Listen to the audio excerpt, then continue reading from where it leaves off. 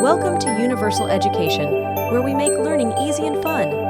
From practical tutorials to expert advice, we've got you covered. Hey Instagram users, in this YouTube video, I will tell you how to hide your following G followers list.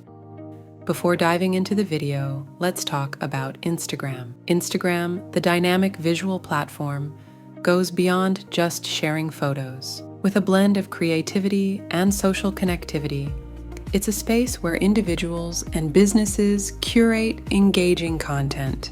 From captivating images to stories, reels, and IGTV, Instagram offers a diverse range of features. Explore filters, stickers, and the latest trends, making your feed a vibrant reflection of your personality. Stay connected, express yourself, and discover a world of inspiration.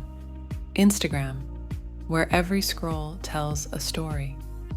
Open Instagram and go to your profile, and then setting, and then scroll to the option Private Account. Now turn this on.